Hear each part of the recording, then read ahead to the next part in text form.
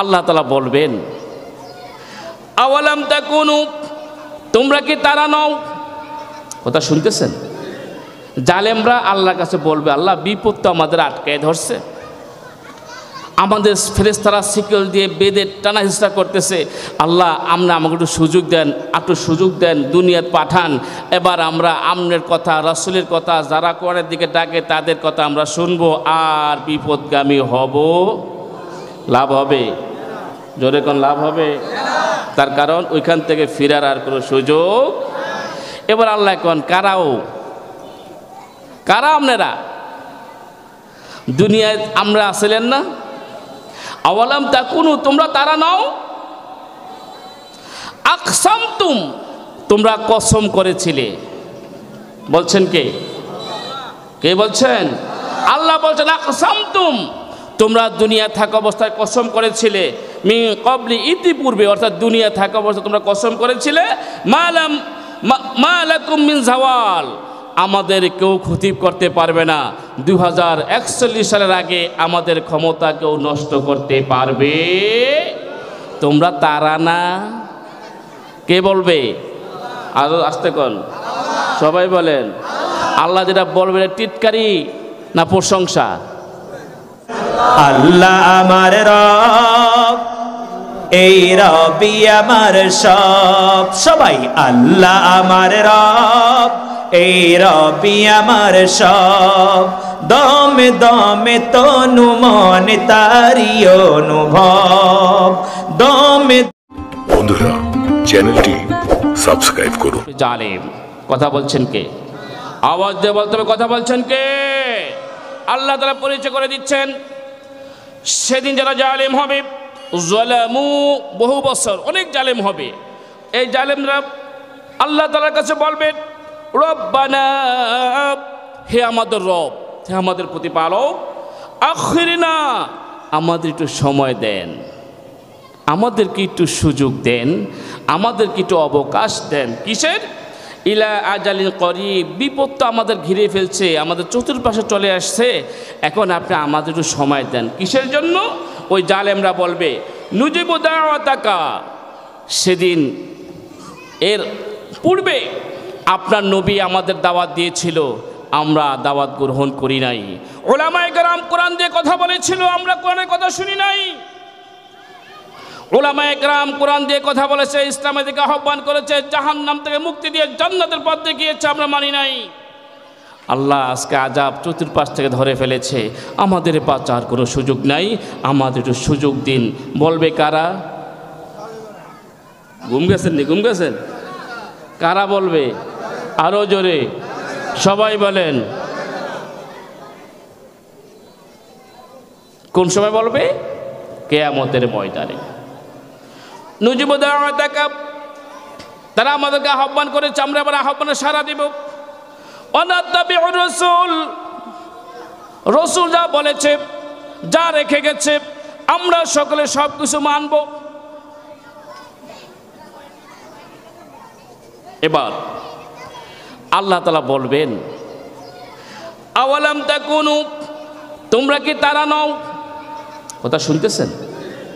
জালেমরা আল্লাহর কাছে বলবে, আল্লাহ বিপদ তো আমাদের আটকায় ধরছে, আমাদের ফেরেশতারা শিকল দিয়ে বেঁধে টানা হিসা করতেছে, আল্লাহ আমাকে একটু সুযোগ দেন, দুনিয়াত পাঠান, এবার আমরা আমনের কথা, রাসূলের কথা, যারা কোরআনের দিকে ডাকে তাদের কথা আমরা শুনবো, আর বিপদগামী হব। লাভ হবে? জোরে কোন লাভ হবে? তার কারণ ওইখান থেকে ফিরার আর কোনো সুযোগ। এবার আল্লাহ কোন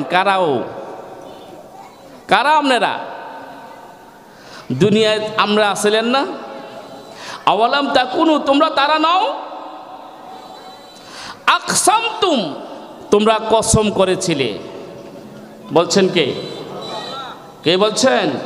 আল্লাহ বলছেন আকসামতুম, তোমরা দুনিয়া থাকা অবস্থায় কসম করেছিলে, মিন ক্বাবলি, ইতিপূর্বে, অর্থাৎ দুনিয়া থাকা অবস্থায় তোমরা কসম করেছিলে, মা লাকুম মিন জাওয়াল, আমাদের কেউ ক্ষতি করতে পারবে না, 2041 সালের আগে আমাদের ক্ষমতা কেউ নষ্ট করতে পারবে। তোমরা তারা না? কে বলবে? আরো আসতে কোন, সবাই বলেন। আল্লাহ যেটা বলবে টিটকারি না প্রশংসা? আল্লাহ টিটকারি করে জালেমদেরকে বলবে তোমরা তারা নাও যারা দুনিয়া থাকা অবস্থায় মানুষের অধিকার নষ্ট করেছ, যারা দুনিয়া থাকা অবস্থায় মানুষের প্রতি জুলুম করেছ, মানুষের ভাতের অধিকার নষ্ট করেছ, কথার অধিকার নষ্ট করেছ, স্বাধীনতা নষ্ট করেছ, ভোটের অধিকার নষ্ট করেছ। তোমাদেরকে আহ্বান করা হয়েছিল রাসূলের দিকে, আহ্বান করা হয়েছিল ইনসাফ ভিত্তিক সমাজ বিনির্মাণের জন্য। তোমরা বলেছ তোমাদের কথা আমরা মানি না, 41 সাল মধ্যে আমাদের ক্ষমতা থাকবেই থাকবে, কোনো ক্ষতি করতে পারবে না। তোমরা তারা না? তাহলে বোঝা যায় যারা জালেম তাদের সাথে কিয়ামতের ময়দানে আল্লাহ টিটকারি করবেন। যাদের সাথে টিটকারি করবে তারা কি বাঁচার সুযোগ হবে? তাদের স্থান কোথায় হবে? মাশাআল্লাহ, ওয়াস বুঝে গেলেছে, আর না করলেও চলবে। এবার আমরা জানবো জালেম কারা। যেহেতু আল্লাহ বলছেন জলামু, মূল বিষয় কিন্তু এটা। জালেম বললে তো আমরা বুঝাইলাই কি কথা, ঠিক আছে কিনা? জালেম বললে কিছু শব্দ, আরবি শব্দ আছে, এটা বললে আমরা বুঝে ফেলি এটার মূল ভাব অর্থটা কি। জালেম বলতে আমরা বুঝি যারা সীমা লঙ্ঘন করে। কি লঙ্ঘন করে? যারা অতিরিক্ত করে, যেটা জায়েজ নেই সেটাও করে, যেটা প্রয়োজন নেই সেটাও করে। কি কথা ঠিক আছে কিনা? এখন আল্লাহ বলছেন ওয়াংজিরিন নাস, তুমি মানুষকে সতর্ক করো। আজকে তাফসির মাহফিলে বছরের পর বছর বাংলার ইতিহাসে তাফসির মাহফিলের যে রূপকার, যিনি তাফসির মাহফিল বাংলাদেশে প্রতিষ্ঠা করে গিয়েছেন, কোরআনের পাখি শহীদ আল্লামা দেলোয়ার হোসেন সাঈদী রাহিমাহুল্লাহ, আল্লাহ তাআলা তার জান্নাত, তার কবরটাকে জান্নাতের টুকরা হিসেবে কবুল করুন, সকলে বলে আমিন। এই পাখি বাংলাদেশের ইতিহাসে তাফসির তৈরি করে গেছেন। ওনার পরে বাংলাদেশের প্রতিটা স্থানে তাফসির মাহফিলে মানুষকে কোরআন দিয়ে কথা বলা হচ্ছে। কেন? মানুষকে সতর্ক করার জন্য। আপনাদের খারাপ লাগতেছে? কি করার জন্য? আমরা ডাকছি কোরআন সতর্ক করার জন্য। আমরা কিন্তু ওয়ার্ডে মেম্বারই করবো না। মেম্বারই করবো, ইউনিয়নের চেয়ারম্যানই করবো না, না, এই দায়িত্ব আমাদের না। আমরা এসেছি জালেম কারা তাদের পরিচয় দেওয়ার জন্য। কিন্তু আমাদের সমাজের কিছু মানুষ জালেম রূপী কিছু হায়েনা এই তাফসির মাহফিলে, কোরআন মাহফিলে বাধা দিয়েছে। এরকম নজির হয়েছে কি হয় নাই? বর্তমানে তো নাই।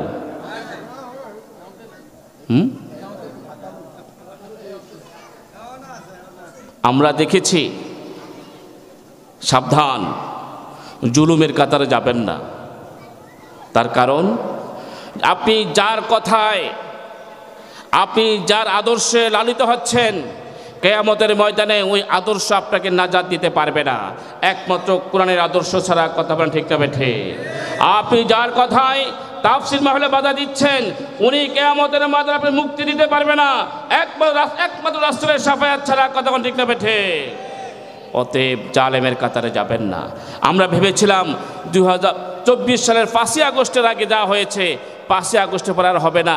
কিন্তু দুঃখের বিষয় হচ্ছে, ভারাক্রান্ত হৃদয়ে বলছি, কিছু জালেম মানুষরূপী হায়েনা এখনো তাফসির মাহফিলে বাধা দিচ্ছে। এরকম নজির বাংলাদেশে আছে না নাই? আস্তে আস্তে বলেন, আছে না নাই? আর ওই জাতির লোকেরা আপনার ডাইন পাশে আছে, বাম পাশে আছে। কতক্ষণ ঠিক না বেঠে? আল্লাহ তাআলা বলছেন লাহুম কুলুবুন লা ইয়াফকাহুনা বিহা ওয়া লাহুম আ'য়ুনুন লা ইউবসিরুনা বিহা ওয়া লাহুম আযানুন লা ইয়াসমাউনা বিহা উলাইকা কাল আনআম বাল হুম আদাল ওয়া উলাইকা হুমুল গাফিলুন। আল্লাহু আকবার। লাহুম কুলুবুন, আমি তাদের অন্তর দিয়েছি, লা ইয়াফকাহুনা বিহা, তারা অন্তর দিয়ে চিন্তা গবেষণা করে না। ওয়া লাহুম আ'য়ুনুন, তাদের চোখ দিয়েছি, লা ইউবসিরুনা বিহা, তারা চোখ দিয়ে দেখে না। ওয়া লাহুম আযানুন, আমি তাদের কান দিয়েছি, লা ইয়াসমাউনা বিহা, তারা কান দিয়ে শুনে না। উলাইকা কাল আনআম, তারা হচ্ছে চতুষ্পদ প্রাণীর মতো। চিল্লা বলেন নাউযুবিল্লাহ। এর পার্থক্য হচ্ছে তারা চিন্তা করে না, আর আল্লাহ আমাদের চিন্তা শক্তি দিয়েছেন। তারা দেখেও দেখে না, আল্লাহ আমাদের দেখার শক্তি দিয়েছেন। তারা শূন্যও শুনে না, আল্লাহ আমাদের শোনার শক্তি দিয়েছেন। তফাৎ করতে হবে। তারা যা করে আমরা তা করব না। কতক্ষণ ঠিক যাবে? ঠিক। আজকে কুকুর যা করে আমরা মানুষ তুমি কিছু হায়না আছি, আমরাও কুকুরের মতো আচরণ করি, তাহলে আমি জালেম ছাড়া আর কিছু নই। কথা বলেন ঠিক না বেঠে? কুকুর যেমন খাবার পেলে, উপাস থেকে খাবার পেলে বেদিশা হয়ে যায়, খারাপ লাগতেছে? কুকুর যেমন উপাস, একটা খাবার পেল, এটা জানলো না, শুনলো না, এটা বৈধ না অবৈধ, এটা আমার হক নাকি অন্য মানুষের হক, চিন্তা করলো না, পায়া খাওয়ার শুরু করলো। পাশে আরেকটা কুকুর, সেও তো তার জাত ভাই, সে যখন ক্ষুধার্ত তার কাছে আসতে ইচ্ছা করলে তাকে অর্ধেক দিতে পারতো, তাকে না দিয়ে কামড়া কামড়ি করে ওই খাবার রেখে তাকে মারার জন্য 1 মাইল মতো দৌড়ায়, আছে না নাই? এরকম হায়না কুকুর আমাদের সমাজেও আস্তে আস্তে করলে সুবিধা হইবে, কারণ ওরা হুঁজে তো যাবে না। এরকম হায়না কুকুর আমাদের মাঝেও আছে। তাহলে আমাদের সমস্যা, আমি যদি হায়না কুকুরের মতো হয়ে যাই, আমি যদি গরুর মতো হয়ে যাই, তাহলে কিন্তু গরুর মধ্যে আর আমার মধ্যে করে পার্থক্য। আমি উদাহরণটা প্রায় জায়গায় দেই, প্রায় জায়গায় উদাহরণটা দেই। যদি আমরা গ্রামের মানুষ, আপনি গরু পালতেছেন, গরুরে আপনি ঘর থেকে বিলে নিয়ে যাচ্ছেন, কি জন্য? ঘাস খাওয়াইতে, ঠিক না? এখন গরুরে যখন আপনি বিলে নিচ্ছেন, তখন গরু যখন যায়, আপনার সামনে রশি নিয়ে যাচ্ছেন, গরু পিছ পিছ যাচ্ছে, এই পাশে ইমামের খ্যাত, এই পাশে মুয়াজ্জিনের খ্যাত, ওই পাশে হাজী সাহেবের খ্যাত, ওই পাশে মুসল্লির খ্যাত, ওই পাশে পীর সাহেবের খলিফার খ্যাত, ওই পাশে তাবলিগলার খ্যাত। গরুকে চিনে এটা কোনটা কার? এরপরে মালিকের ক্ষেত। কথা বোঝেন? এরপরে কার ক্ষেত? মালিকের ক্ষেত। গরু সুযোগ পায় এই ইমামদের ক্ষেত পাতে খেতে কামড় একটা দিছে, মুয়াজ্জিনের ফাতে কামড় একটা দিছে, মুসল্লির খেতে একটা দিছে, তাবলিগল আবার খেতে একটা দিছে, পীর সাহেবের খলিফার খেতে একটা দিছে, আমি বড় হুজুর, আমি আটতেই আছি। কথা কন না? এবার মালিকে যখন নিয়ে জায়গা মতো দিছে, এখন খালি ঘোরে আর খায়, ঘোরে আর খায়। এখন আমরা কি বুঝলাম? এই যে গরুটা যখন যাচ্ছে, বড় হুজুর হাতে নিয়ে যায়, গরুর ভিতরে বিবেক আছে? আমার বড় হুজুর, আমি যদি ঘাস খাই হুজুরে গুনাহগার হইব, এই চিন্তা আছে? এই বিবেক আছে? এই জন্য বিবেক না থাকার কারণে যেটা ভাষা পায় সেটাই ভাষা কামড় দিচ্ছে। আজও আমাদের সমাজের মধ্যে এরকম কিছু মানুষ আছে, গরিবের চাউল খায়, গরিবের কাঠ খায়, গরিবের জাল্লা কাঠ খায়, গরিবের বিধবা কাঠ খায়, গরিবের রেশন খায়, গরিবের পঙ্গু ভাতা খায়, কিন্তু চিন্তা করে না আমি প্রাপ্য না, যাদের হক আমি মেরে খাচ্ছি, আমার ভিতরে আর গরুর ভিতরে কোনো পার্থক্য নাই। কতক্ষণ ঠিক না বেঠে? এরকম গরু আমার পশ্চিম ইলিশা নাই, নাই কর, নাই নাই, আগে আসছিল, অন্তর নাই। সম্মানিত ভাইয়েরা আমার, এই জালেমকে আল্লাহ তাআলা সতর্ক করার জন্যই আল্লাহ তাআলা কোনো মানুষকে জাহান্নামে নেওয়ার জন্য তৈরি করে নাই। এই জালেমদের সতর্ক করার জন্যই বলেছেন ওয়াংজিরিন নাস, নবী আপনি মানুষকে সতর্ক করুন। তার কারণ কিয়ামতের ময়দানে এই জুলুমবাজির কারণে, অন্যায়ের কারণে, হটকামের কারণে, মানুষের সম্পদ লুণ্ঠন করার কারণে এই সমাজের ভিতরে এদের ফিরিয়ে আনতে হবে একমাত্র ইসলামের দিকে। কতক্ষণ ঠিক না ভাই? ঠিক। এবার আল্লাহ তাআলা বলছেন, নবী হে, আমি আপনাকে দুনিয়াতে পাঠিয়েছি কি জন্য? সতর্ক তো করবেনই, সাথে সাথে মানুষদেরকে অন্ধকারের জায়গা থেকে আলো থেকে নিয়ে আসবেন। আল্লাহ তাআলা আয়াত নাজিল করে জানিয়ে দিলেন, আলিফ লাম র, কিতাবুন আনজালনাহু ইলাইকা, আলিফ লাম র, কিতাবুন আনজালনা, নবী হে আমি আপনার কাছে কিতাব নাজিল করেছি, আপনার কাছে ওহী নাজিল করেছি। আপনার কাজ হচ্ছে মানুষদেরকে অন্ধকার জায়গা থেকে ধরে ধরে আলোর দিকে নিয়ে আসা। চিল্লায়া বলেন সুবহানাল্লাহ। কোত্থেকে নিয়ে আসবেন? ওই যে মনে আছে আইয়ামে জাহিলিয়া অন্ধকার। কি অন্ধকার ছিল? মানুষ ঘুষ খাইতো, সুদ খাইতো, জিনা করত, ব্যভিচার করত, অন্যের সম্পদ জোর করে খাইত, সমাজের ভিতরে গান বাজনা নেশা দ্রব্য পান করে সমাজের সভ্য সমাজকে অসভ্য সমাজে পরিণত করত। এই জন্য এই যার নাম দেওয়া হয়েছে অন্ধকার। কি দেওয়া হয়েছে? আজ আমাদের সমাজের ভিতরে এই অপকর্মগুলো আছে না নাই? কারা করতেছে? আমার সন্তানেরা। কারা করতেছে? এই জন্য আমাদের কাজ হচ্ছে এই কোরআনের আলোর মাধ্যমে, কোরআনের হেদায়েতের মাধ্যমে মানুষকে সতর্ক করে মানুষদেরকে অন্ধকার থেকে আলোর দিকে নিয়ে আসা। কতক্ষণ ঠিক না বে ঠিক? সমস্যা হচ্ছে কি জানেন, যারা জুলুমবাজ তারা কিন্তু আলো পছন্দ করে না। কোরআন হচ্ছে আলো। কোরআন কি ভাই? জোরে বলেন। কোরআন হচ্ছে আলো, কোরআন হচ্ছে নূর, সিরাজ মুনির। যারা সমাজে দুষ্কৃতিকারী, যারা সমাজে অন্যের মানুষের সম্পদকে নিজের মনে করে খায়, এরা কোশ্চিনকালও আলো পছন্দ করে না। উদাহরণ দিলে তো বুঝবেন। কেউ আবার গায়ে গাইতে নিয়ে না, তো হুজুর মানে আমারে বলছে। আমাদের সমাজের ভিতরে পেশা আছে না? পেশা দেখছেন না সবাই? পেশা কিন্তু সকালবেলা সূর্যের আলো পছন্দ করে না। যখনই সূর্য পূর্ব দিক থেকে উঠে লাল হয়, তখন পেশা কিন্তু বেটকি মারে। কারে? কথা কন না। কারে?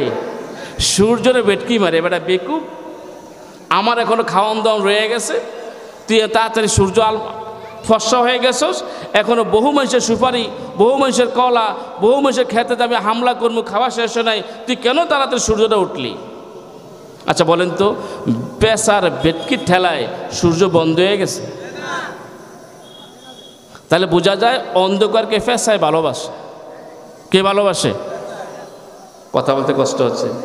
কে ভালোবাসে? পেশায় ভালোবাসে। পেশা চিন্তা করে না রাতের বেলা যে সম্পদটা খায়, এটা সে নিজের মনে করিয়েই খায়। কি কথা কন? আর একটা আছে আমাদের সমাজের ভিতরে, ইঁদুর, চিকা আছে না নাই? এরা কিন্তু দিনের বেলা খায় কম, রাতের বেলা জম্মের কাটা কাটে। মানুষের প্রয়োজনীয় সব কিছু জম্মের কাটা কাটে। যখনই দিনের আলো পরিস্ফুটিত হয়ে যায়, তখন কিন্তু চিকা আর উন্দুরে বেজার হয়ে যায়। কথা ঠিক আছে কিনা? বর্তমানে রাতের বেলা যে ফাতিস ছেলে ডাক শুনেন, আসেন এদিকে, মাশাআল্লাহ, মনের জন্য বাংলাদেশটা মানে বাগারাট এলাকার নিজস্ব সম্পত্তি, এমন ডাক দিয়ে ওঠে। কি ঠিক আছে কিনা? সে এইভাবে ডাক দিচ্ছে কেন? আজকে রাতের রাজা আমি, রাতের মাস্তান আমি, তোমার হাঁস মুরগি যা আছে মালিক তুমি, কিন্তু ভক্ষণ করব আমি। কথা বলেন। এই জাতীয় কিছু পেঁচা, চিকা, তারপরে কি বলে পাতিশিয়াল, বানর, এরকম কিছু মানুষরূপী হায়না যে আমাদের সমাজে আছে, এরাও চায় না রাতের আলো শেষ হয়ে যাক, দিনের আলো উঠুক। তার কারণ রাতের বেলায় যত অপকর্ম করা যায়, অন্যের সম্পত্তি নিজের সম্পদ মনে করে ভাটোয়ারা করা যায়, এরকম চিকা আর বাদর সমাজে আছে না নাই? আস্তে আস্তে কেন আছে না নাই? আচ্ছা, যদি এই বাদরের সাথে আপনার সম্পর্ক থাকে, এই চিকারের সাথে আপনার সম্পর্ক থাকে, এই পেঁচার সাথে আপনার সম্পর্ক থাকে, কিয়ামতের ময়দানে আল্লাহ তাআলা ঘোষণা করেছেন, ইয়াউমা নাদউ কুল্লা উনাসিম বিইমামিহিম। শুনে রাখো বলার মানুষ, যে বাদরকে তুমি পছন্দ করতে, যে বাদরের কর্মী হয়ে তুমি সমাজে কাজ করেছো, যেই চিকার কর্মী হয়ে তুমি সমাজে ভালো ভালো মানুষের কম্বলগুলো কেটে খান খান করে দিয়েছো, যেই পেঁচার কর্মী হয়ে তুমি সমাজের মানুষের গরিবের হককে তুমি মেনে নিজের হক মনে করে নিয়েছো, কিয়ামতের ময়দানে ওই নেতা পেঁচা, ওই পাতিশিয়াল, ওই চিকারা সামনে থাকবে, তুমি কর্মী তার পিছনে থাকবে। নেতা জাহান নামে গেলে তুমিও জাহান নামে যাবে। কথা কোন ঠিক না বেঠিক? বুকে হাত দিয়ে বলেন তো, আমি যে নেতার আনুগত্য করছি সেই নেতা নামাজি? খারাপ লাগতেছে? সেই নেতা রোজাদার, সেই নেতা তাহাজ্জুদ গুজারি, সেই নেতা আমার মঙ্গল কামনা করে? নেতা তো নামাজ পড়েই না, বরঞ্চ কর্মীদের নামাজ পড়তে উৎসাহ করে না। এরকম নেতা সমাজে আছে না নাই?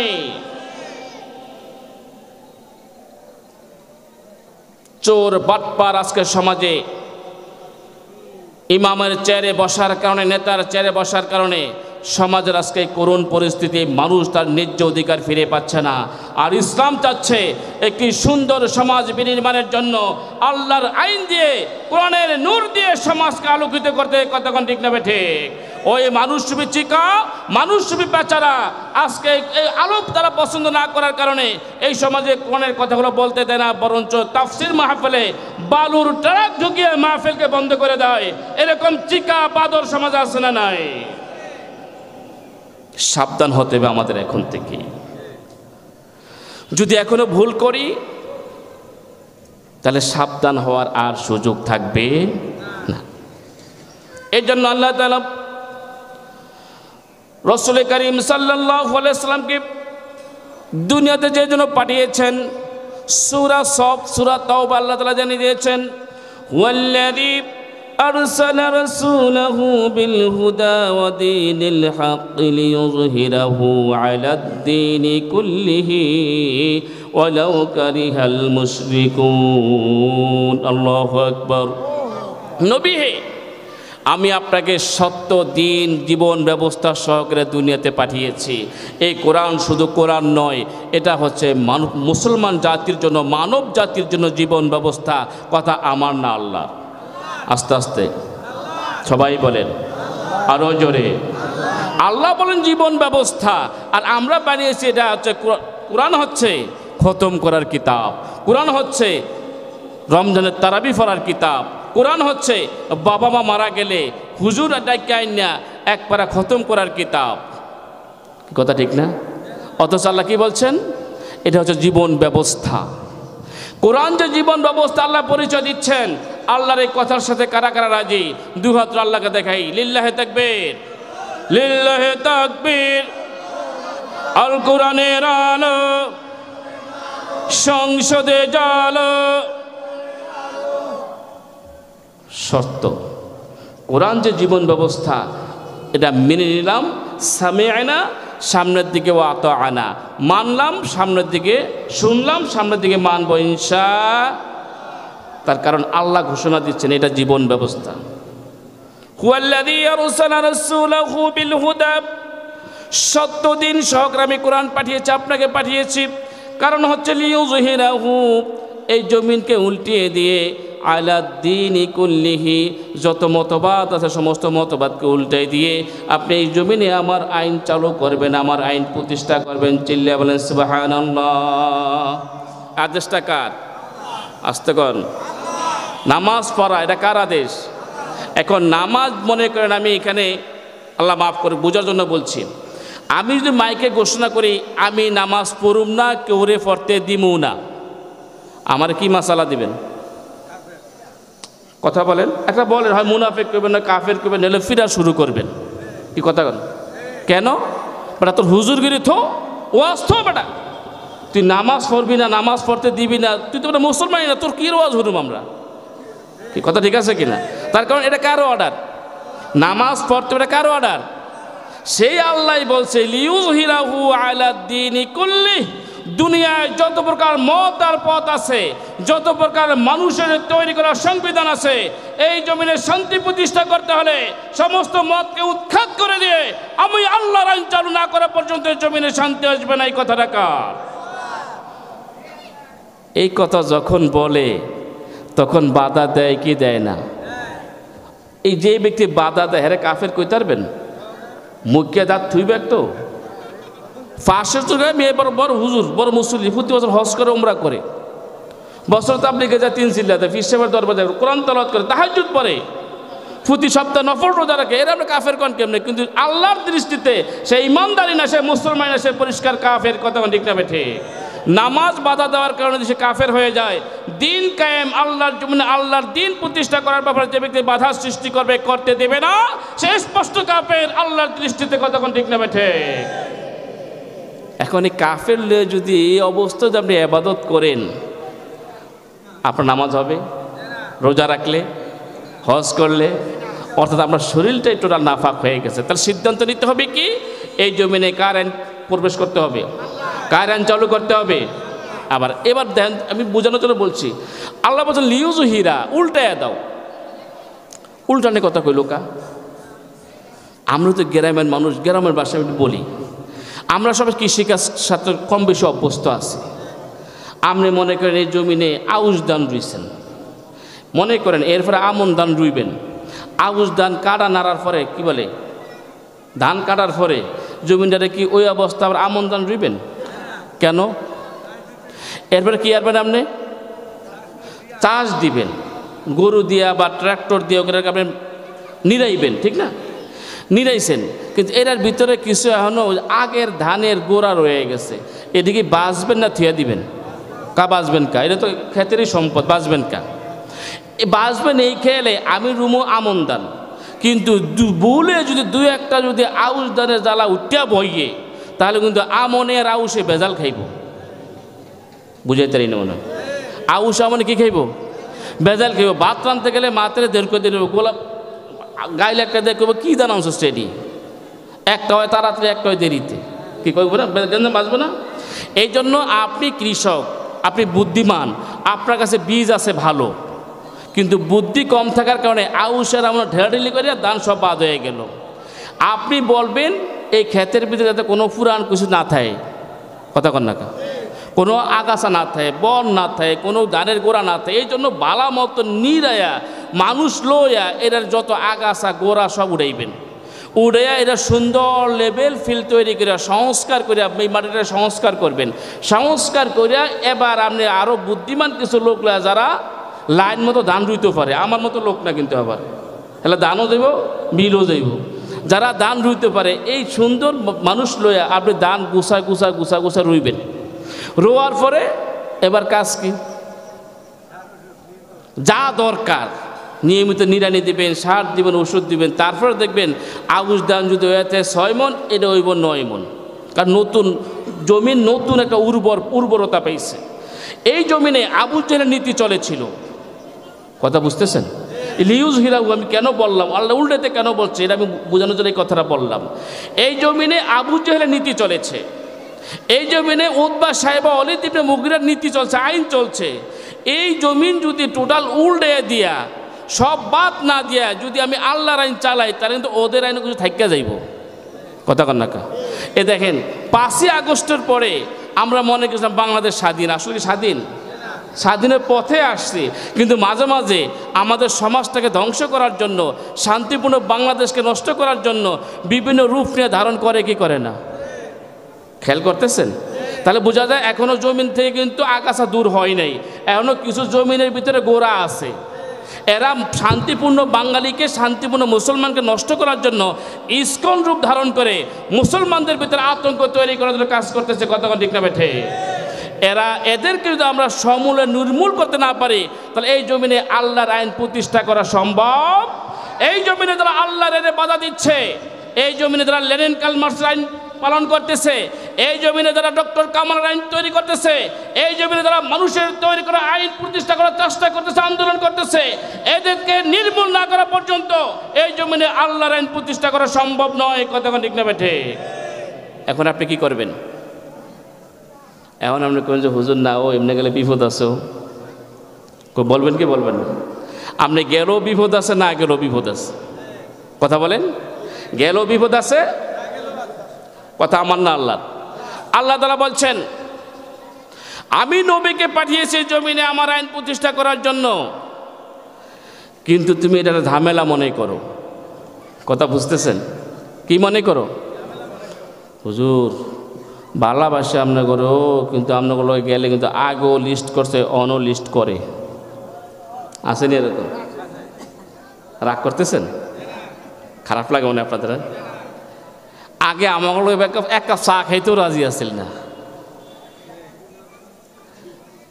5ই আগস্টের পরে আলহামদুলিল্লাহ মানুষরা আমাদেরকে হৃদয় এবারে ভালোবেসে গ্রহণ করেছে, কিন্তু কিছু জালেম আবারও শুরু করেছে, যারা ভালোবেসে আমাদের কোরআনের দিকে আসতে চায়, আবারও তাদের নামে লিস্ট তৈরি করা শুরু হয়েছে, কতক্ষণ ঠিক না বেঠে?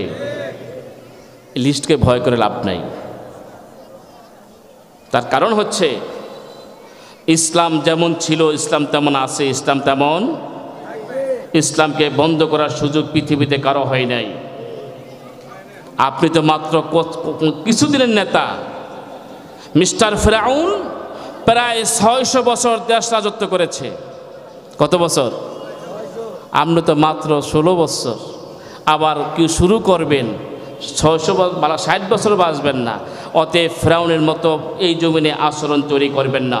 আল্লাহ ঘোষণা করছেন আল্লাহু মুতিম্মু নূরিহি ওয়ালাউ কারিহাল কাফিরুন। কোনো কাফেরের মতবাদ জমিনে বাস্তবায়িত হবে না, আল্লাহর দেওয়ার সিদ্ধান্ত জমিনে বাস্তবায়ন হবে ইনশাআল্লাহ। আর আপনি ভয় পাচ্ছেন না? যারা ভয় পাচ্ছেন, যারা দিন প্রতিষ্ঠার আন্দোলনের আসতে ভয় পাচ্ছেন, যারা সমাজ ইনসাফপূর্ণ সমাজ বিনির্মাণের পথে আসতে ভয় পাচ্ছেন, যারা মনে করতেছেন এদিক গেলে সময় দিতে হবে, শ্রম দিতে হবে, অর্থ দিতে হবে, জীবন দিতে হবে, যারা ভয় পাচ্ছেন, আল্লাহ তাদের উদ্দেশ্যে একটা আয়াত নাযিল করেছেন, আলা সাবধান। কি বলছেন? খারাপ লাগতেছে মানে আপনাদের? কি বলছেন? সাবধান। কাদেরকে বলছেন? যারা আসতে ভয় পায় তাদেরকে।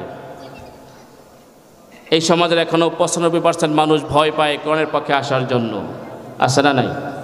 নামাজ পড়তে রাজি, হজ করতে রাজি, জাকাত দিতে রাজি, দান সদকা করতে রাজি, তাহাজ্জুদ পড়তে রাজি, আওয়াবিনের শাক পড়তে রাজি, নফল রোজা পড়তে রাখতে রাজি, কিন্তু জমিনে দিন প্রতিষ্ঠার কথা যখন বলা হয় তখন হুজুর আমরা আসি, আমরা সালায় যান, আসি, আমরা আসি।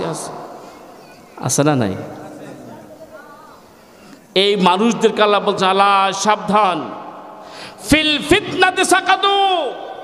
তোমরা জমিনে যাকে ফিতনা মনে করছো, তোমরা ফিতনা মনে করে যারা দিন প্রতিষ্ঠার আন্দোলন থেকে, জমিনে আল্লাহর আইন প্রতিষ্ঠার আন্দোলন থেকে তোমরা সরে যাচ্ছ, সাবধান। আমি আল্লাহ তোমাকে এমন ফিতনায় ফালায় রাখবো, ঠিক মতো বাদ খাওয়ার সময় পাইবা না। খালি কোর্ট আর বাড়ি, খালি মামলার হামলা, খালি ডাক্তার আর বাড়ি। কথা কন্যাকা, কথা কন্যাকা।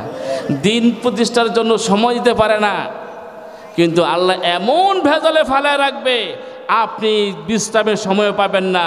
তাহলে যা করছেন, যিনি আপনার সময়টাকে বিবর্তন করে দিচ্ছেন তিনি কে? আওয়াজ দিয়ে বলতে হবে তিনি কে? সে আল্লাহ আপনাকে আহ্বান করছেন, নবী আপনার রেখে যাওয়া কাজগুলো আপনার উম্মতরা আদায় পালন করবে। উম্মতরা যারা পালন করতে অস্বীকার করবে, আদাল্লাহ আমালাহুম, আমি তাদের সমস্ত আমলকে বরবাদ করে দেবো। চিল্লা বলে নাউজুবিল্লাহ।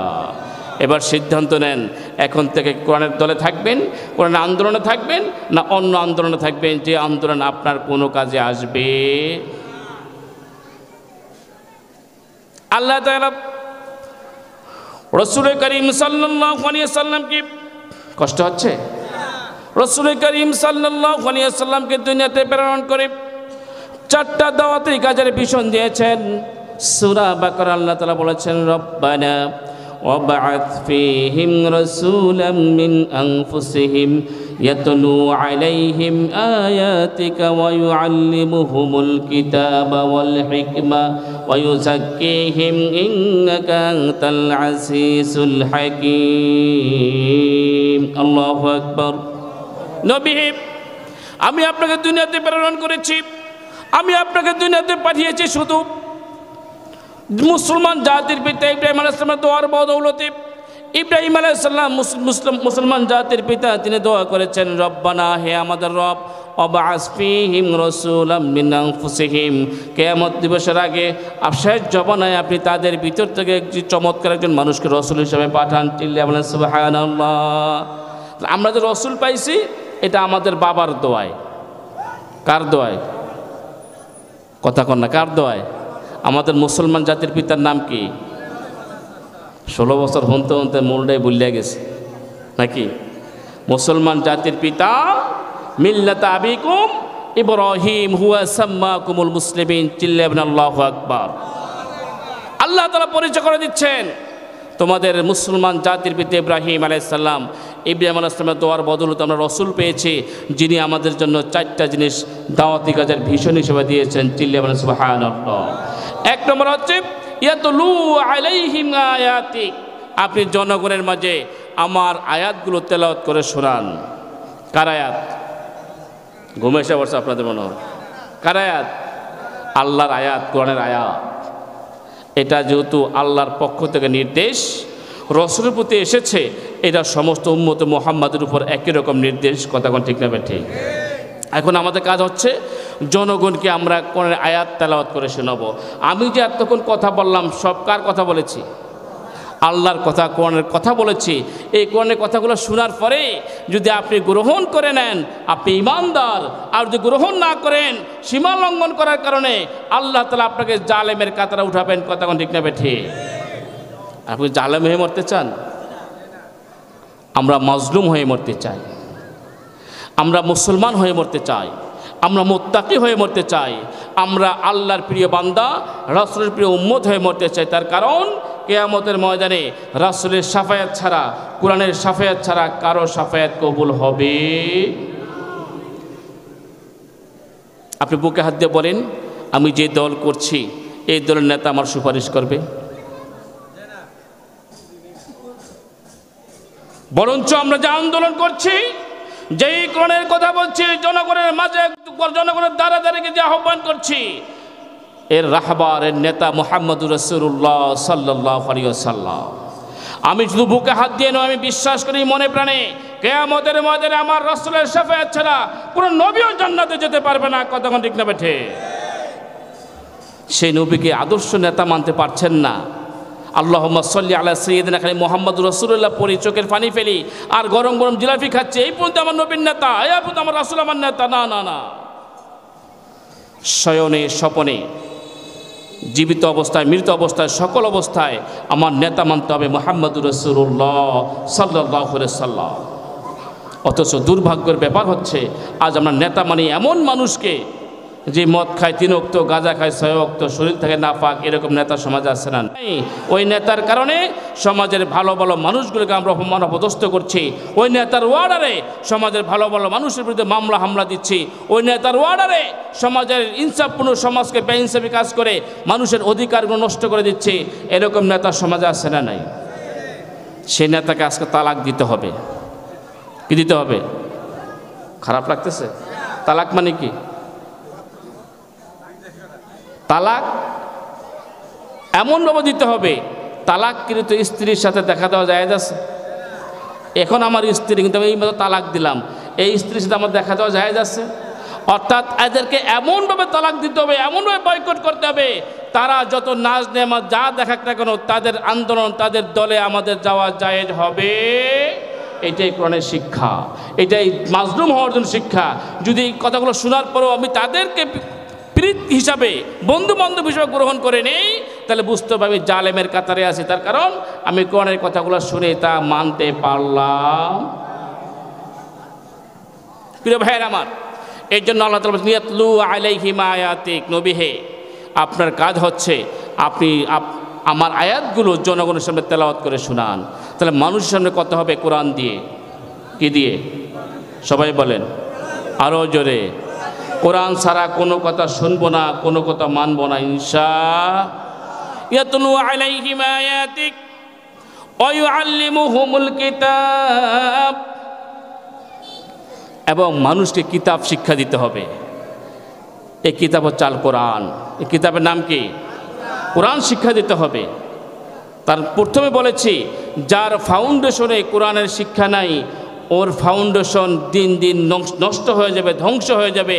এক সময় সে ইসলাম বিদ্বেষী হতে চিন্তা করবে না। কতক্ষণ ঠিক নেবে? ঠিক। এর জন্য আপনার সন্তান, আপনি নিজে, আপনার পরিবার, আপনার মেয়েকে, আপনার স্ত্রীকে, আপনার পুত্রবধূকে কোরআনের তালিম যেখানে হয় সেখানে পৌঁছে দিতে হবে। কিছু মানুষ মাসালাত দেয়, বাসায় এসে হুজুরের, মসজিদে এসে হুজুরের জায়গায়, হুজুর পানি ফরা দেন, কি হয়েছে? বউ কথা হলো না, মেয়ে কথা শোনে না, ছেলে কথা শোনে না, হুজুরটা দোয়া করে নো, আছে না নাই? কিন্তু হুজুর যখন বলে যে আপনার স্ত্রী কোরআন শিখান, আপনার মেয়েকে কোরআন শিখান, আপনার পুত্রবধূকে কোরআন শিখান, তখন আরো লোক মাসালা দিবে, ঘরের তেন বাইরেও জায়েজ নাই, দেবকে দিব না। কিন্তু এই বউ, এই স্ত্রী, এই মেয়ে জিয়া মার্কেটে গিয়ে শত শত মানুষের সাথে গিয়ে মার্কেট করে, সেই সময় মাসালা দেওয়ার কোনো সুযোগ নাই।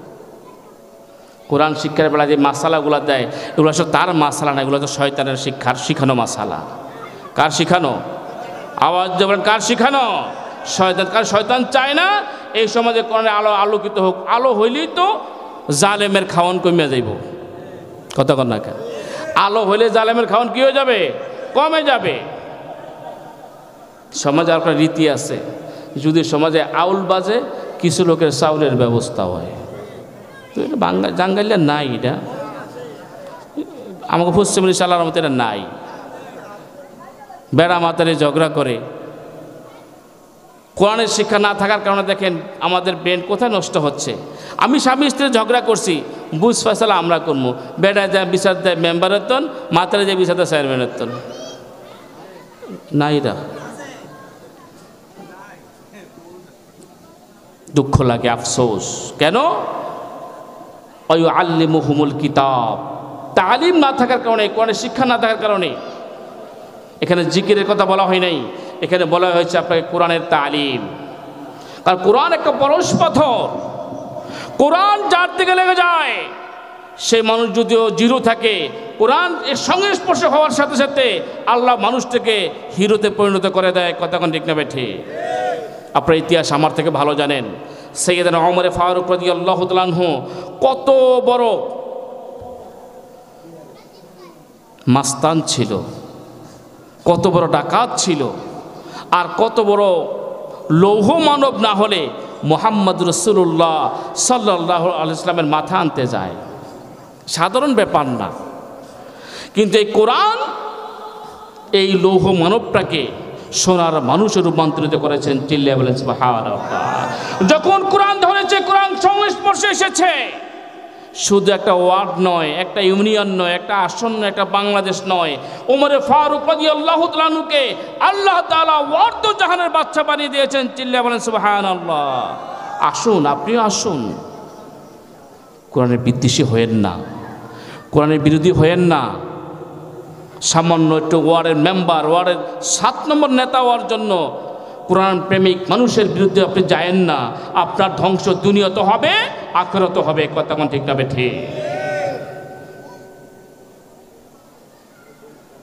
সবচেয়ে আনন্দের বিষয় হচ্ছে, কষ্ট হচ্ছে আপনাদের, সবচেয়ে আনন্দের বিষয় হচ্ছে যাদের আনুগত্যের কারণে, যে নেতার কথার কারণে জমিনে আমি কোরআনের পক্ষে কথা বলছি, আমি মারা গেলে ওই নেতা আমার জানাজা পড়ায়। কথা কন। কিন্তু আপনি জানেন যেই নেতার আদেশে মানুষের হালাল রক্তকে অপবিত্র করেন, আপনি মারা যাওয়ার পরে ওই নেতা আপনার লাশটা ধরতে ভয় পায়। আছে না নাই? আজকে আমরা দেখছি ইসলামী আন্দোলনের যারা রাহবার, তারা আজকে মানুষকে ইসলামের দিকে আহ্বান করছে, মানুষের কোরআনের দিকে আহ্বান করছে, মানুষকে জাহান্নামের পথ থেকে ফিরিয়ে জান্নাতের পথে দিশা দেখাচ্ছেন। ওই কর্মী যদি তার কথা মেনে সঠিক পথে চলে আসে, যখন মারা যায় ওই নেতারা তাকে গোসল করায়, ওই নেতারা তাকে কবরে রাখতে কোনো চিন্তাও করে না। কথা ঠিক না বেঠে? অতএব আমাদের ফিরে আসতে হবে কোরআনের দিকে। কার দিকে ভাই? আমি বলি না কোনো ব্যক্তির দিকে, এটা আল্লাহ তাআলা শিখানো ভাষা।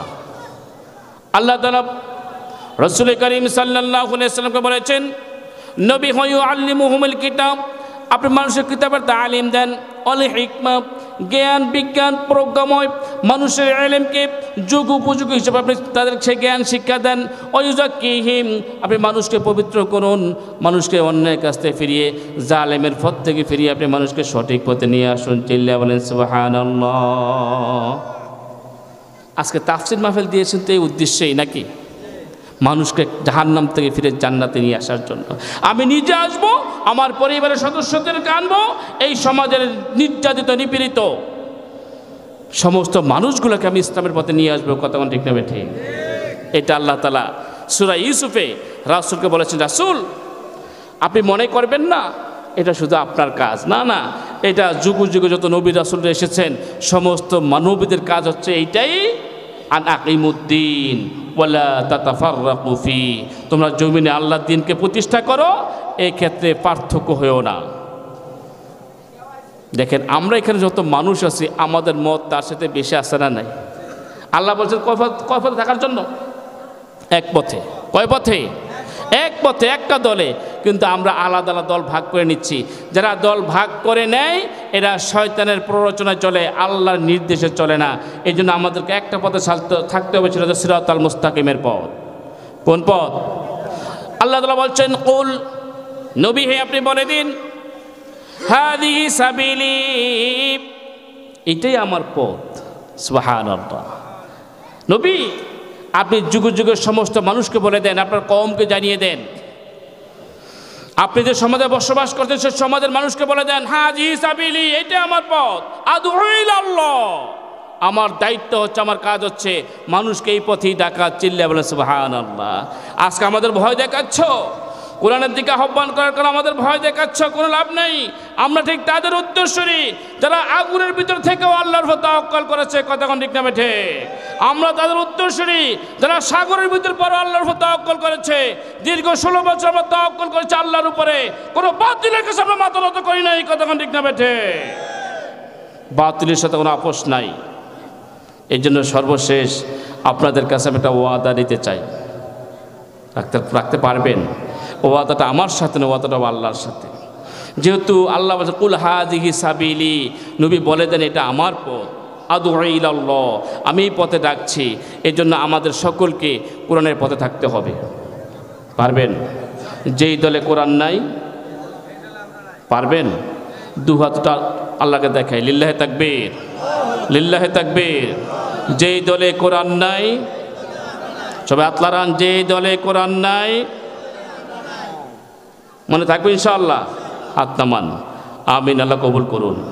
আল্লাহ বলছেন আদউ ইলাল্লাহ, আপনি সকলকে জানিয়ে দেন আমি মানুষকে এই পথে ডাকবো। আলা বাসীরাতিন আনা, রাসূল বলছেন আমি স্পষ্ট দেখতে পাচ্ছি এটা হচ্ছে একমাত্র সঠিক পথ, এটা হচ্ছে একমাত্র নির্ভেজাল পথ। চিল্লায়া বলেন সুবহানাল্লাহ। তা নির্ভেজাল পথ হচ্ছে কোনটা? আল কোরআনের পথ নির্ভেজাল পথ। এটা আল্লাহ সাক্ষ্য দিচ্ছেন, রাসূল সাক্ষ্য দিচ্ছেন। অথচ আমরা সেই পথ বাদ দিয়ে কি আজেবাজে বিভিন্ন মতাদর্শ গ্রহণ করে, মানুষের তৈরি করা সংবিধান গ্রহণ করে আজকে জীবনযাপন করছি। এই জন্য সমাজে রক্তারক্তি মারামারি আছে না নাই? এই পর্যন্ত কোরআনের আয়াত কয়বার বদলাইছে? বদলাইছে মনে হয় নাকি? ১,৫০০ বছর আগে লাউহে মাহফুজ থেকে শুরু করে রাসূলের কাছে যেমন এসেছে, এখন হলো তেমনই আছে, ভবিষ্যতে মানে বদলাবে। তার কারণ কোরআন এমন একটি মুজিজা, কোরআন এমন একটি কিতাব, আপনি তেলাওয়াত করলে বিষয়ভিত্তিক কথা বলে মনে হচ্ছে কোরআন আমার জন্য নাজিল করা হয়েছে। আমি এখন ভুল পথে আছি, শয়তানের পথে আছি, আমাকে আল্লাহ তাআলা ইশারা দিচ্ছেন। সুবহানাল্লাহ।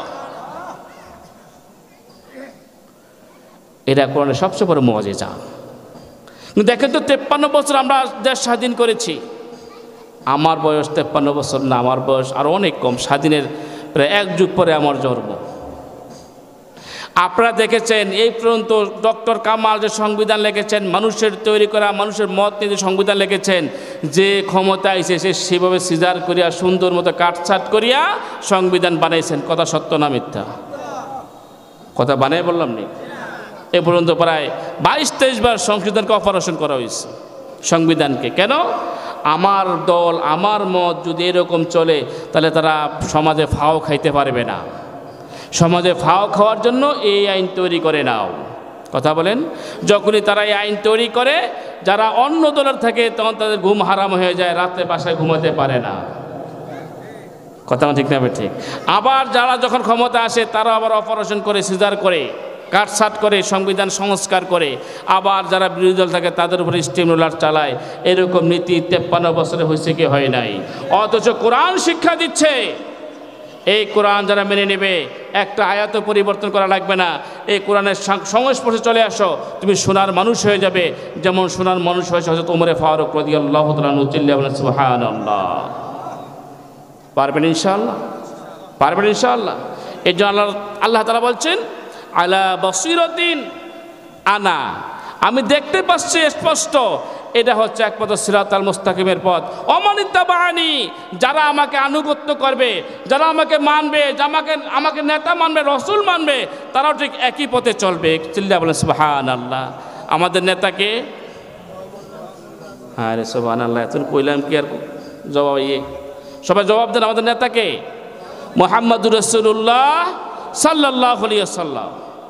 এখন নেতা মানলেন নামাজে, নেতা মানলেন মুনাজাতে, কিন্তু রাজপথে যা বলেন তোমার নেতা, আমার নেতা, অমুক নেতা, চমুক নেতা, আপনি মুনাফেক না মুসলমান? সাবধান। আল্লাহ স্পষ্ট বলেছেন মানিত্তাবাআনি, যে আমাকে আনুগত্য করবে, মানবে, সেও সরল পথে থাকবে, যে মানবে না সে সরল পথে থাকতে পারবে না। সে সামান্য কথার মাধ্যমে, বিপদের মাধ্যমে নিজের সুরতকে, নিজের সিরতকে পরিবর্তন করে দেবে। কতক্ষণ ঠিক না বেঠে? আমাদেরকে ফাঁসির মঞ্চে নিয়েছে, আমাদের রাহাবারদেরকে জেল, জুলুম, হালিয়া সব কিছু দিয়েছে। কোনো ধরনের অন্যায়, অত্যাচার, এমন কোনো বিপদ বাকি রাখে না যা রাহাবারদেরকে যা না দেওয়া হয়েছে। তারা কি এই পথ থেকে এক চুল পরিমাণ সরেছে? তারা বলেছে ফাঁসির সিদ্ধান্ত জমিনে হয় না, ফাঁসির সিদ্ধান্ত কোথায় হয়? আসমানে হয়। এক চুল পরিমাণ তারা ফাঁসির রশি থেকে পরিবর্তন হয় নাই। অথচ যারা ফাঁসির রশি পড়ার জন্য আইন করেছে, সময়ের ব্যবধানে খালি একটু টোক্কা দিতে দেরি, তাদের সুরত পরিবর্তন হতে সময় লাগে। দেখেন নাই? প্রিয় ভাইয়েরা আমার, আমি সময় দীর্ঘত করছি না, আমার 3 মিনিট সময় বাকি আছে, যেহেতু আজান হবে। আমি আপনাদের কাছে অনুরোধ করছি, সন্ধ্যার পর থেকে এতক্ষণ যা কথা বলেছি, সব কথাগুলো বলেছি কার? আল্লাহ এবং তার রসুলের।